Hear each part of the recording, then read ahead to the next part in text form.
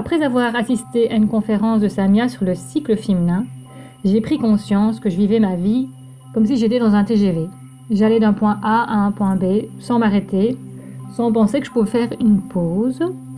Et je me suis rendu compte qu'en fait la vie n'était qu'un cycle, que c'était normal d'avoir des moments de pleine joie ou des moments de pure frustration, que je pouvais me reposer à certains moments. Et suite à ça, je me suis écoutée, j'ai écouté mon corps aussi, et j'ai déculpabilisé dans le fait de respecter ce cycle et de vouloir me calquer sur les saisons. Alors vous le verrez, cet échange est riche en infos, ça part dans tous les sens, mais tout de même avec un fil conducteur qu'il est nécessaire d'observer la nature et ses cycles pour bien pour vivre sereinement et en bonne santé et surtout s'épanouir. Alors avec toutes ces infos, ce que je vous conseille, c'est d'abord de vous concentrer sur un sujet à la fois, un sujet qui vous plaît, car ici on parle de cycle féminin, des saisons, de nourriture, des coups du corps, et ensuite de vous diriger vers un professionnel du domaine. Parce que Samia, après l'interview, m'a fait remarquer qu'il y a eu une erreur qui s'est glissée dans ses propos, d'où l'importance de bien se faire aider par une personne compétente dans le domaine. Je vous invite sans tarder à découvrir l'univers spirituel de Samia.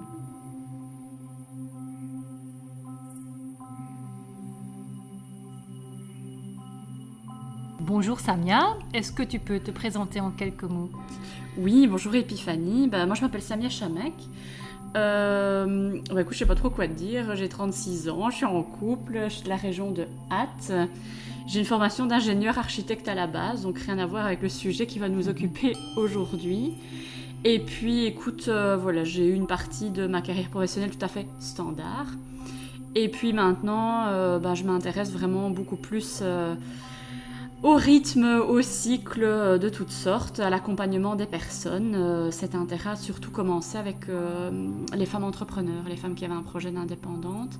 Et puis du coup, ça a élargi ma perspective. Et aujourd'hui, ce qui m'intéresse réellement, c'est la notion de ralentir, que tu connais bien, le cycle féminin et vivre au rythme des saisons et inclure de plus en plus les rythmes naturels à notre façon de vivre notre vie.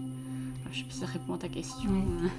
Et du coup, depuis quand te passionnes-tu pour le cycle féminin ? Alors écoute, depuis de nombreuses années, je ne sais plus quand est-ce que j'ai eu mon premier livre de Miranda Gray, mais en tout cas toute mon approche est basée sur les travaux de Miranda Gray. Elle a écrit quelques bouquins sur le sujet. J'ai commencé à donner les conférences en 2016 et là ça faisait déjà 2-3 ans que j'avais lu les bouquins et que j'expérimentais d'abord pour moi-même tout cet univers en fait des potentialités du cycle et un peu idem pour les saisons. Je pense aussi que j'ai commencé à m'y intéresser peut-être en 2015, donc là je crois que ça fait 6 ans que je pratique pour le cycle des saisons. Et là c'est les travaux d'Aruna Lipschitz. Donc voilà. Et du coup, quel est le lien entre les saisons et le cycle féminin ?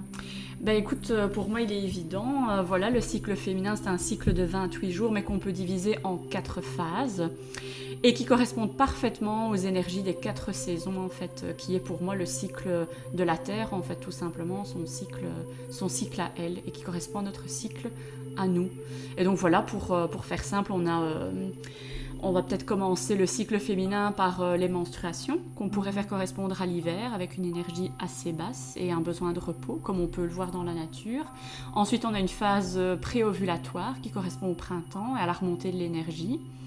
Une phase ovulatoire qui est la phase où on atteint une espèce de climax d'énergie avec l'ovulation et où on est connecté à la vie.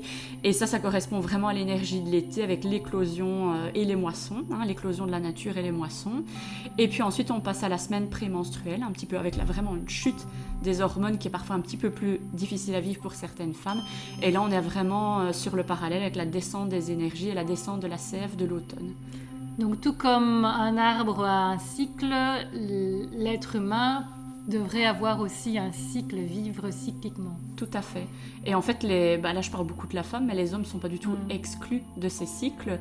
D'ailleurs, certains hommes font ce qu'on appelle des couvades, c'est-à-dire qu'à défaut de connexion avec leur propre cycle à eux, ils ont tendance à, par mimétisme, adopter le cycle de leur femme. Et donc, ils peuvent faire des couvades quand une femme est enceinte, mais ils font aussi des couvades du cycle. Donc, ils peuvent avoir une forme de symptomatique, en fait, qui ressemble un petit peu aux menstruations, caractériellement. Ils peuvent être irrités aussi. Voilà, tout à fait. Et en prémenstruel aussi. Donc, ils peuvent avoir ces petits symptômes et tout d'un coup, on se retrouve avec un miroir, avec en fait on est réglé ou on est en semaine prémenstruelle et on remarque que notre homme est un petit peu plus irritable ou un petit peu plus fatigué. Il va démontrer un peu les mêmes symptômes. Ce qui est difficile à vivre évidemment égoïstement pour la femme, puisque tout d'un coup elle n'a plus son attention pour elle, mais elle voit son homme aussi vivre ça avec elle, alors qu'on a peut-être dans ces périodes-là tendance à s'attendre à ce que l'homme soit cette espèce de montagne, de force tranquille qui nous soutienne un peu pendant cette perturbation de nos hormones. Et je me demandais, est-ce qu'Alice elle a 5 ans, à partir de quel moment elle va sentir les cycles? Est-ce qu'elle les sent déjà? Parce que des fois, c'est vrai qu'on se dispute, il y a des semaines où on se dispute beaucoup plus. Est-ce qu'elle le sent ou pas? Écoute, là je suis pas endocrinologue, c'est un peu difficile de répondre à la question parce que vraiment pour moi c'est une question d'hormones. Donc certainement qu'il y a des choses qui commencent à travailler, on le voit avec la phase pré-ado. On va dire Alice va rentrer tout doucement dans sa période pré-ado. Mais je pense que vraiment, je pense que les règles sont le fait d'avoir ces règles pour une jeune fille sont vraiment un passage, un acte, vraiment un portail en fait énergétique du corps vers autre chose, et aussi le déclenchement d'un cycle hormonal plus complexe que ce qui n'a été jusque-là. Donc certainement que ta fille est déjà soumise à une forme de cycle, ou peut aussi voir tes cycles ou y être sensible, mais elle ne rentrera pour moi dans cette phase qu'à ses premières menstruations. Mais là je pense qu'il faudrait plutôt l'avis d'un spécialiste, je suis moins... Et donc pour ma part, il y a une certaine frustration à partir du mois de novembre, parce que les jours raccourcissent, le temps est maussade. Selon toi, est-ce qu'on peut envisager ou anticiper chaque saison de façon positive ? Oui, tout à fait. Alors, dans le travail des saisons que je fais, moi, depuis 2015-2016, c'est vrai que si tu veux, les saisons sont à chaque fois tout un cheminement. Et donc, on ne traite pas une saison séparément des autres. Et donc, par exemple, notre capacité à être bien en automne va dépendre un petit peu de comment on a géré les saisons précédentes, surtout le printemps et l'été. Est-ce que j'ai emmagasiné assez d'énergie pour moi ? Donc, est-ce que j'ai pris soin de moi, de mes besoins ? Est-ce que j'ai pris un temps de repos à l'été, au moment des récoltes et des moissons ? Est-ce que j'ai célébré ? Est-ce que j'ai engorgé le soleil ? Parce qu'il y a des années où, évidemment, les étés sont un petit peu moins généreux que d'autres. Mais évidemment, il y a toujours une phase, il y a toujours des éléments positifs, aussi bien dans une phase du cycle féminin que dans une saison. Mais c'est vrai que l'automne, comme la semaine prémenstruelle, est une période de transition énergétiquement un petit peu plus compliquée. L'automne va travailler nos masques, nos ombres, et aussi le fait qu'on se déleste ou qu'on identifie pour pouvoir se délester de nos schémas plutôt dysfonctionnels et négatifs. Donc c'est pas forcément, c'est une confrontation directe, je dirais, avec notre noirceur et notre capacité à traverser le noir en nous. Donc si je fais un parallèle très symbolique et psychologique, parce que c'est un petit peu cette approche-là que moi je prône, l'approche psycho-émotionnelle ou psycho-spirituello-émotionnelle des saisons et du cycle. Donc ça dépend un peu de nos capacités à affronter ça. Comme on en discutait un petit peu en préparation de ce podcast, je dirais que ancestralement, à cette époque-ci de l'année, à l'automne, il y a beaucoup de célébrations. Il y a beaucoup de fêtes, des fêtes de village, des fêtes de communauté. On célébrait la fin de l'année, en fait, d'agriculture. Et donc, c'était la seule période de l'année où les agriculteurs pouvaient se reposer et célébrer. Ouais. Et donc, il y avait beaucoup d'activités, il y avait beaucoup de joie, il y avait beaucoup de jeux aussi. Il y avait beaucoup de fêtes. On le retrouve aujourd'hui avec des ersatz comme la célébration d'Halloween ou de la Toussaint. Et donc, je pense qu'il y avait un rôle de ce collectif et de cette communauté qui permettait aussi de traverser dans la lumière cette période plus ombrageuse. Voilà. Maintenant, je pense qu'aujourd'hui, pour certaines personnes, il y a beaucoup plus de chacun chez soi peut-être, et de refermeture vraiment du noyau familial sur lui-même. Et peut-être que ça rend ce passage de l'année plus compliqué, surtout que on le sait aujourd'hui, je pense que les fêtes de fin d'année sont si difficiles pour certaines personnes, vraiment, c'est devenu difficile, on en entend parler chaque année, des personnes qui se retrouvent de plus en plus seules ou isolées. Donc voilà, on se retrouve avec là peut-être le rôle que devrait avoir le collectif, la société ou la communauté pour aider à vivre la saison aussi. Parce que c'est vrai qu'on a tous les barbecues d'été et moi qui vis très mal l'hiver, donc penser à, tu m'avais dit, de recréer du lien familial. Tout à fait. Pendant l'hiver. Tout à fait, c'est vraiment, moi je repense à mon enfance, tu sais, les longues soirées d'hiver à la bougie. Moi, à mon époque, dans les années 80-90, il y avait encore souvent des blackouts, tu vois, des coupures de courant en hiver. Et je me rappelle ma mère qui sortait les bougies. On faisait les tentes en couverture, on faisait des jeux de société. Oui, on faisait, voilà, la Toussaint, on a toujours fait des crêpes ou des gaufres pour célébrer. On sortait dans la rue aussi, on allait voir les voisins, on organisait des trucs dans le quartier. Donc ouais, je pense que c'est des choses qui sont importantes. En tout cas, oui, le ludique, la joie, la célébration, c'est peut-être le moment de retrouver effectivement cet esprit-là pour traverser ça. Puis après, on en discutait aussi. Peut-être le problème de notre société aujourd'hui, ou en tout cas un de ses problèmes, à mon sens, c'est toujours ma lecture à moi du monde, j'impose à personne.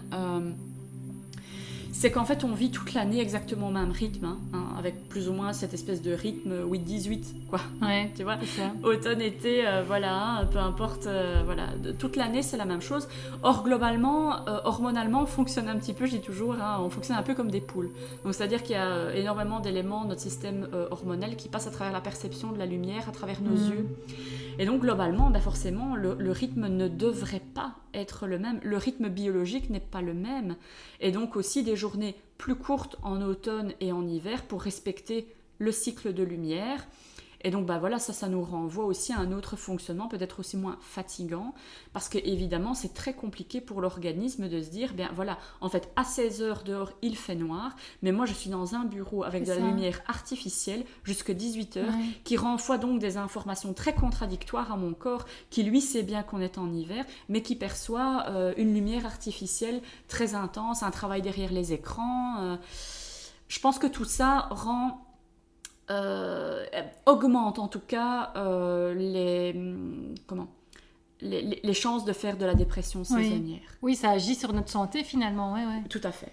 Maintenant, on le sait aussi, si tu veux, on a 2 saisons charnières, c'est vraiment l'automne et le printemps, et on sait que c'est ces 2 saisons qui sont plus sollicitantes énergétiquement pour le corps humain, et on sait aussi que c'est à ces 2 saisons qu'on retrouve le plus de dépression saisonnière, parce qu'on entend souvent parler de la dépression saisonnière en automne ou à l'hiver, mais il faut savoir qu'énormément de gens font des dépressions saisonnières aussi au printemps, parce que l'énergie du printemps est chaotique, elle est tout à fait particulière aussi, et certaines personnes le vivent très mal.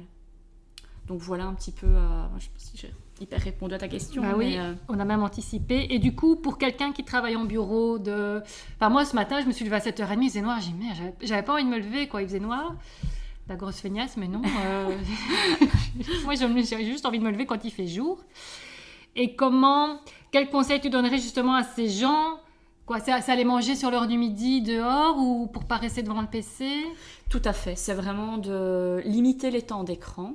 Mais ça on le sait, et pour plein de raisons, on nous invite à limiter les temps d'écran. C'est de se connecter un maximum à la nature et de ne pas hésiter à sortir, à aller faire des balades. Et puis à vivre tout ça surtout en conscience, en fait. C'est simplement aussi la conscience de dire, ok, ce matin je me lève à 6 heures, on est en plein hiver, il fait noir. Je sais que je devrais a priori pas nécessairement commencer ma journée à cette heure-ci. Je sais qu'ancestralement c'est pas comme ça que vivait l'être humain, je sais que biologiquement c'est pas comme ça, mais je vais le vivre en conscience. Et comment est-ce que je vais pouvoir aujourd'hui me connecter à la nature, me connecter à l'extérieur, peut-être diminuer mon temps d'écran, surtout en fin de journée après 16 ou 17 heures. Voilà, comment est-ce que je peux, mais bon, c'est pas évident nécessairement. Je pense que c'est un travail de longue haleine. Tu vois, moi, quand je te dis aujourd'hui, je suis pas encore totalement alignée aux saisons, mais vraiment je m'en rapproche.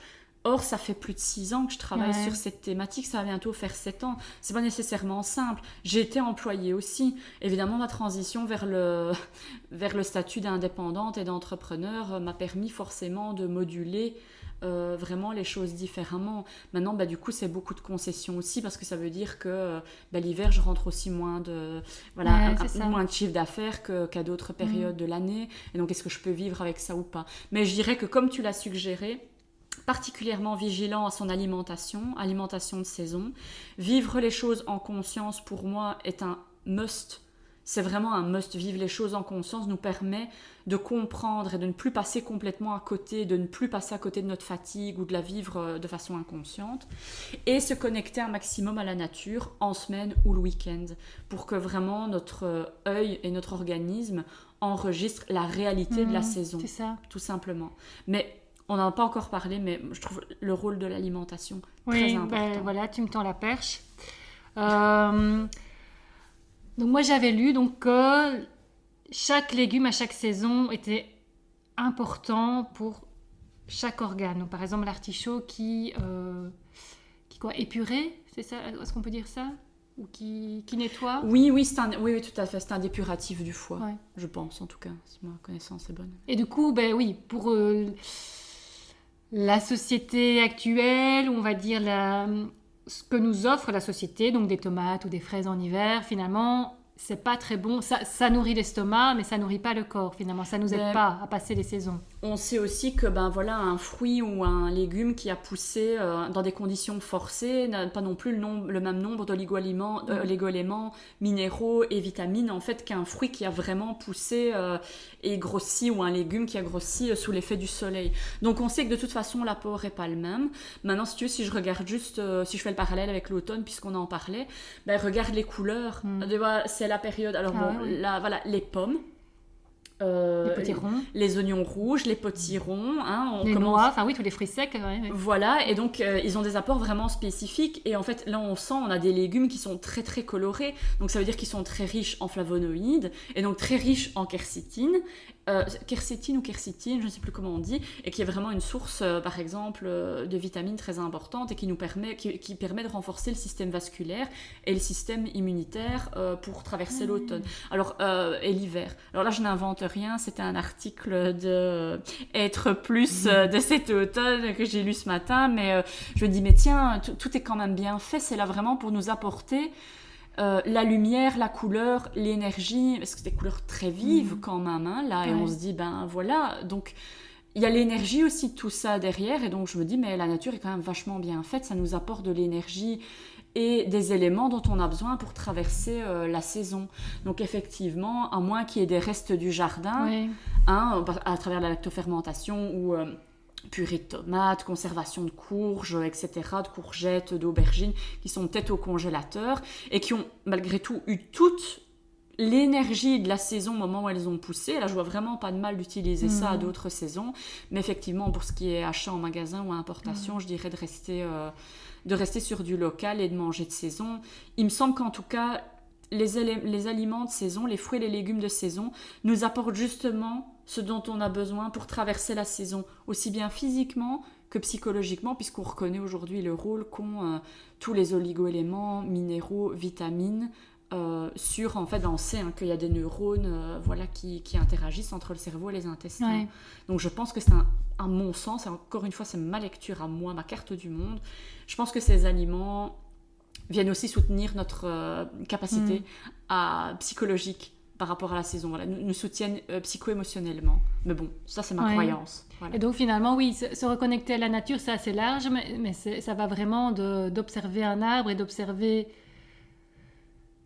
finalement l'agriculture ou d'observer ce qui pousse dans le jardin. Encore faut-il avoir un jardin, il y a aussi cette déconnexion parce que finalement, moi je m'y suis mis il y a une dizaine d'années. Et, il y a eu la transition entre mon enfance, l'adolescence où je n'ai plus rien fait, et puis ma vie d'adulte où j'ai recommencé.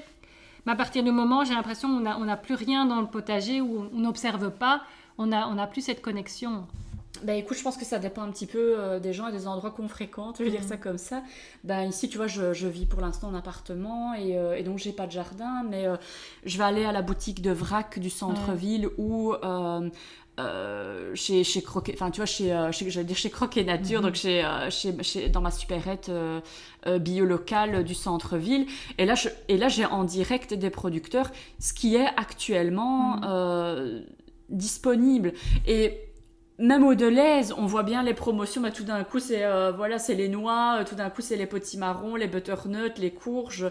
Donc je peux quand même faire une idée et faire le choix de dire là je vais peut-être pas aller choisir du citron ou des trucs qui ont été produits ailleurs, mais je pense qu'en fréquentant, en étant attentif, on peut quand même avoir une idée. Je pense que c'est à la portée de tout le monde, se dire ok, c'est la saison des marrons et des châtaignes, des noix aussi, des noisettes. Ça n'équivaut pas à l'observation directe de la nature, mais je pense que déjà dans les magasins bio et locaux, on peut déjà vraiment voir ce que les producteurs ont à disposition en ce moment. Ouais. Et du coup, est-ce qu'il y a une meilleure saison pour commencer quelque chose ? Alors si tu veux, il y a 2 commencements sur l'année. Normalement, le cycle des saisons initiatiques, comme moi je l'ai étudié avec Aruna Lipschitz, commence en automne. L'automne, c'est une rentrée spirituelle, une rentrée initiatique. C'est la rentrée hébraïque, en fait, puisque cette approche s'appuie aussi sur un petit peu la religion hébraïque et le kabbalisme aussi. Donc voilà, c'est pour parler de trucs un peu plus ésotériques. Mais ceci dit, il y a du sens. Il y a du sens et du rationnel dans tout ça. Mais on voit bien, donc, à l'automne, tu as une rentrée sociale. Ouais. Donc voilà. Mais là, c'est une rentrée et un début où, surtout pour lancer de nouvelles choses, faire appel à sa créativité, mais aussi, je le disais tout à l'heure, l'automne, c'est surtout voir ce qui ne va pas pour y apporter un changement. Et c'est à ce moment-là qu'on lance le cycle. Qu'est-ce qui a besoin de bouger dans ma vie ? Qu'est-ce qui a besoin de changer ? Qu'est-ce qui a besoin d'évoluer pour ce projet ? Parce que juste après l'automne, s'ensuit une période de gestation où on ne fait rien grand-chose. Donc ça, je dirais que ce n'est pas nécessairement une bonne période pour commencer à lancer des projets ou faire une grosse communication. En plus, on le sait, ne serait-ce que sociétalement ou socialement, on sait très bien qu'il y a les fêtes de fin d'année, on sait très bien qu'il y a un arrêt là, un peu pour tout le monde. Donc c'est peut-être pas le moment de lancer un projet. La deuxième période qui est vraiment très propice, évidemment, c'est le printemps. Parce que là, c'est l'énergie des débuts, c'est l'énergie du renouveau. Et là, c'est vraiment l'énergie dynamique, tu vois, de l'année. Et donc là, tu le vois dans la nature, les bourgeons sortent, c'est la saison des amours pour pas mal d'animaux avec l'été. Donc là, ce sont des bonnes périodes pour commencer un projet. Mais si tu veux, globalement, comme je te l'expliquais en préparation du podcast, on peut retrouver un peu ce phasage, c'est-à-dire que je lance au printemps. Enfin, je vais le reprendre autrement. Je vais prendre en commençant à l'automne. J'ai une idée à l'automne, je sens pousser en moi une inspiration, quelque chose qui a envie d'évoluer. Je laisse cette idée maturer et gester pendant l'hiver, c'est-à-dire qu'elle me travaille. Je mets rien dans la matière, mais je l'élabore, je travaille dans mes cahiers, je la mature, cette idée. Au printemps, je la sors, je la concrétise, je communique, je prépare mon marketing. Je continue cet effort en été. Et puis là, je sors vraiment, le produit est sorti, j'en ai profité, j'ai pu le partager avec les autres. Ça, c'est vraiment l'esprit de l'été. Et à la fin de l'été, récolte, moisson, je fais le bilan de mon projet, je vois ce que j'ai récolté, est-ce qu'il a fonctionné, est-ce qu'il n'a pas fonctionné. Et hop, qu'est-ce que je dois modifier pour repartir en automne en évolution de ce projet. Donc ça, voilà. Et ça fonctionne exactement de la même façon pour le cycle féminin. Exactement de la même façon pour les 4 phases du cycle féminin. Donc 4 semaines et 4 façons d'aborder... C'est ça. 4 phases hormonales. Qui, moi je les mets à chaque fois 7 jours, une semaine, mais c'est un peu réducteur. Chaque femme, tout le monde n'a pas des règles qui durent 7 jours. Certaines femmes ont des règles très courtes, d'autres beaucoup plus longues. Donc voilà, c'est à chaque femme 2. Mais globalement, le phasage, si tu veux, un petit peu sinusoïdal comme ça, montée, apogée, redescente, point bas, et puis remontée. Et à chaque fois, on a ces 4 phases avec une énergie très dynamique, une énergie de concrétisation, une énergie de créativité et une énergie de bilan et de repos et de régénération pour repartir sur une énergie dynamique. Voilà. Et tu parlais aussi de transposer ça sur une journée. Oui. Alors en fait, oui, ça c'est vrai qu'on n'en a pas discuté, mais on pouvait parce que c'était ta question avec les artichauts et le foie. Donc en fait, ce que j'ai inclus à l'approche des saisons initiatiques, c'est la médecine traditionnelle chinoise. Et là, dans la médecine traditionnelle chinoise, on peut retrouver en fait toutes les saisons, aussi bien sur une année, on retrouve les saisons sur une année avec le travail sur les organes, etc., en fonction de la saison, avec l'alimentation correspondante. Mais on peut aussi faire ce parallèle sur une journée. Donc on a aussi l'été, on a l'été au matin, on a le printemps au matin, on a l'été en milieu de journée, on a l'automne en après-midi et début de soirée, et puis on se retrouve avec une partie de la nuit sur l'hiver. Donc voilà, tu prends 24, tu divises par 4, ça fait des tranches de 6 heures, et là tu retrouves à chaque fois l'été, printemps, été, automne, hiver. Et donc oui, c'est intéressant d'observer aussi à quel moment de la journée j'ai de l'énergie. Donc à quelle saison j'ai de l'énergie. Et donc peut-être aussi où est-ce que j'ai une petite déficience de chi, d'énergie. Et qu'est-ce que je peux faire pour équilibrer à travers l'alimentation. Parce que s'il me manque par exemple de l'énergie en automne, ça veut dire qu'il me manque un petit peu d'énergie métal. Et donc voilà comment je peux équilibrer. Ça parle aussi de mes organes puisque automne, métal, poumon, intestin grêle. Et donc là tu vois ce qui travaille. Okay. Tu vois ce qui travaille. Hiver, ça va être rein. Rein. Et ça va être une énergie eau. Donc ça va être l'émotion aussi, puisque forcément, j'ai oublié, mais à chaque fois les émotions. Métal, c'est ce qui tranche, c'est les tristesses, c'est les... Comment on entend ? Du coup, c'est poumons, c'est peur, etc. En hiver, c'est les tristesses, voilà. Et au printemps, c'est le foie, donc c'est la colère, mais une énergie créatrice aussi. Donc toi, tu as toute cette lecture, tu as toutes ces grilles, ces filtres de lecture que tu peux, au fur et à mesure, superposer et qui rendent ça vraiment passionnant pour comprendre son fonctionnement et être de plus en plus dans le respect, mais aussi voir aussi où sont nos déséquilibres et ce qui doit travailler aussi bien physiquement que psychologiquement aussi et spirituellement. Enfin, moi, c'est ça que j'aime. Voilà. Oui, tu parlais... et finalement, il y a peut-être des fonctionnements, des mécanismes dans notre vie qu'on répète sans se poser peut-être les bonnes questions, juste... Quand on n'a pas la connaissance ou qu'on n'a jamais entendu parler, imagine que, je ne sais pas, tu as eu toute ta vie besoin de l'énéagramme ou d'une autre grille de lecture et puis tu l'as connu que très tard. On n'est pas toujours au courant de tout.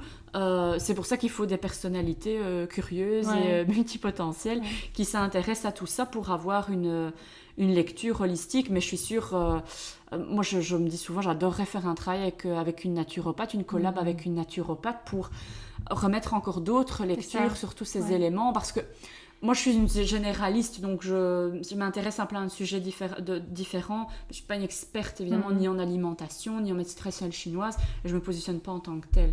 Donc là voilà, je propose aussi à personne qui nous écoute de bien mettre ça de bien se renseigner, en tout cas et de se faire suivre par un professionnel, en tout cas si elles ont envie d'investiguer plus ces aspects-là.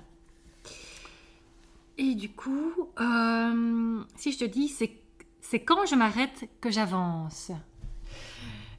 Évidemment, oui. On le disait tout à l'heure avec les saisons, avec le cycle féminin, c'est que c'est un cycle. Pour que ce cycle fonctionne, il y a quelque chose qu'on ne peut pas mettre de côté et que notre société fait sans arrêt, c'est la période de gestation, de repos, de régénération. C'est le grand stop. En hiver, mais aussi qu'on retrouve un peu à la fin de l'été, et dans notre cycle qu'on retrouve au moment des menstruations. Mais qui s'arrête ? Qui prend encore le temps vraiment de s'arrêter ? Et ce moment, ce stop est fondamental, parce que c'est dans ce vide que se fait ce qu'on appelle l'œuvre au noir, c'est-à-dire quelque chose de nous qui va travailler, mais qui n'est pas au niveau de notre conscient. Mais c'est ça qui fait réellement avancer notre schmilblick. Je vais faire un parallèle peut-être un peu plus rationnel pour les personnes qui nous écoutent, là, parce qu'aujourd'hui on les a fait voyager. Là. J'espère que ils nous suivent. Je vais faire un parallèle avec le processus créatif. Donc les personnes qui travaillent dans le milieu créatif et artistique connaissent très très bien ce cycle de façon consciente ou inconsciente, mais ils savent qu'ils ont un besoin de vide, de vacuité et de contemplation pour être inspirés. Il faut qu'il y ait du vide pour que l'inspiration, pour que les idées, pour que la créativité arrive. Donc évidemment, c'est quand je m'arrête que j'avance. C'est dans cette période de régénération et d'évaluation que peut naître en moi ce qui a envie de prendre le relais ensuite. Hein, comme on le disait avec les projets, c'est j'ai fait le tour du cycle, j'ai lancé mon projet, il a fonctionné, je fais le bilan. Et là, quand je fais le bilan, j'ai aussi besoin de ce moment de vide pour savoir exactement qu'est-ce qui, dans mon projet, a besoin d'évoluer pour le cycle suivant. Mais ça demande du repos, de la régénération. Oui, c'est vraiment se vider l'esprit aussi, oui. Genre, moi, je pars souvent en vacances sans téléphone, sans rien. Et c'est là où... finalement arrivent les idées ou voilà. Exactement. Heureusement, il y a de plus en plus de personnes qui travaillent à nous sensibiliser au ne rien faire et au juste être. Mais qui, face à une problématique, n'est pas déjà revenu plein de... Voilà, on a une problématique ou quelque chose qui nous chiffonne, on va faire une longue balade dans la nature, dans le bois ou à la mer, peu importe. Et puis on revient, on a pris du recul, on a peut-être même des idées qui ont émergé. Il y a quelque chose en tout cas qui a changé, voilà, mais pouvoir se décoller en fait. Hein. Donc voilà. Après voilà, moi je suis une grande fan de la méditation et des pratiques de pleine conscience qui vraiment prônent ça, j'arrête en fait. Et qu'est-ce qui se passe quand j'arrête ? Ouais, ça peut faire peur aussi. Enfin, c'est quelque chose qui me faisait peur de cette période où j'arrêtais. Donc, voilà, aussi accepter cette période. Tout à fait. Bon, après, moi, j'ai une autre vie professionnelle aussi, où voilà, il y avait une espèce de rythme un peu TGV comme ça, où on a le temps de rien voir. Et c'est vrai que quand on s'arrête, parfois, on fait face au vide. Parfois au vide intérieur aussi, ce qui est tout à fait normal et qui un jour sera reposant. Mais ce qui peut être extrêmement effrayant après de prime abord. Parce que tu te retrouves avec toi, finalement moi je m'étais jamais retrouvée nécessairement avec moi, j'étais salut, et qu'est-ce que tu te dis quoi ? Exactement, je pense qu'il y a beaucoup de personnes aussi qui quand elles s'arrêtent, du coup questionnent certaines choses comme le sens. Ça vient soulever des questions fondamentales en fait et très profondes et ça peut faire peur parce qu'imagine une personne qui a tout son quotidien et sa vie rodée et qui est bien assis dans tout ça, dans son couple, dans sa vie professionnelle, dans sa vie sociale et imagine que s'arrêter vient questionner le couple, la famille, le boulot, le sens et que la personne se rend compte merde, je suis complètement à côté de la plaque par rapport à qui je suis. Je crois que ça fait peur à tout le monde. Enfin, ça ferait peur à n'importe qui en tout cas. Donc, voilà. Mais tout est cyclique de toute façon, donc ce n'est pas une fin, c'est la naissance de quelque chose d'autre. Exactement. Voilà. Alors, pour toi, c'est quoi ralentir ou comment est-ce que tu as ralenti ? Ma première façon de ralentir, ça a été de prendre conscience que c'était vraiment le travail sur le cycle menstruel. Parce que je me suis rendu compte qu'en fait, il y avait c'était vraiment le système hormonal d'une femme était très complexe. Et donc, mon système hormonal était complexe et que je vivais des choses très différentes en fonction de la phase de mon cycle et que j'accumulais en fait. J'accumulais de la fatigue parce que je m'arrêtais jamais pendant mes règles. Donc, j'étais toujours un peu, voilà, comme on disait avec les saisons, c'est-à-dire toujours le même rythme indépendamment de ce qui se passait. Donc, voilà, la première pas, ça a vraiment été de prendre conscience de ce cycle-là. Et après, d'élargir ce travail au cycle des saisons et de me rendre compte, attends, mais regarde un peu, c'est bien dans la nature, là, qu'est-ce qui se passe ? Mais c'est pas en train de faire des fruits, là, c'est pas en train de s'agiter, tout redescend, tout est en train de mourir. Donc, voilà, ça parle de ça aussi. Et puis surtout, il y avait des mal-être, voilà.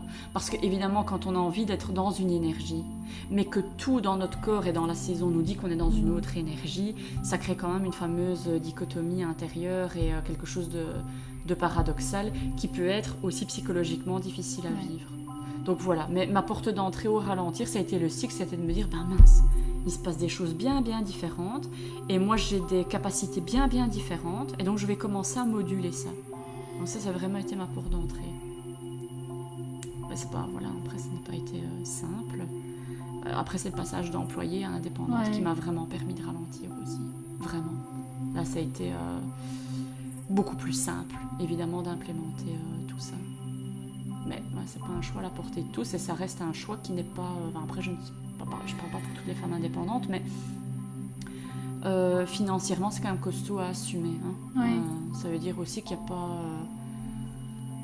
Il faut essayer de ne pas culpabiliser quand on se repose. Quand est-ce qu'on se dit je ne suis pas rentable, je ne fais pas de chiffre d'affaires, là je ne fais pas avancer mon schmilblick, je suis la seule à faire avancer mon schmilblick. Bon, ça pose d'autres questions, mais c'est un gros travail sur la déculpabilisation que moi j'ai beaucoup aimé. C'est vraiment sortir de la culpabilité, sortir de la notion de rentabilité. Ça a questionné plein d'autres choses, notamment moi, mon rapport à l'argent et à l'abondance et à ce dont j'ai besoin, ce dont j'ai pas besoin. Voilà quoi. Ouais. Eh bien, merci. Est-ce qu'il y a quelque chose d'autre que tu aimerais ajouter pour conclure? Écoute, et puis on a parlé tellement de plein de choses. Non, voilà, j'invite les gens à faire ce petit test, ne serait-ce que de vivre les choses un peu plus en conscience et d'observer. Et juste ça, observer, prendre conscience. Et je pense que ça, c'est vraiment 70% du job, je pense, dans un premier temps. Donc voilà, je les invite à faire ça pour se connecter aux saisons. Et puis ils peuvent retrouver aussi, j'allais dire mes actualités, mais bon, j'ai pas énormément d'actualités non plus, mais voilà, s'ils ont envie de me contacter, voilà, ils savent à qui demander, voilà. Ouais. Merci, Samia. Merci Pépane, j'ai beaucoup parlé, je suis une bavarde.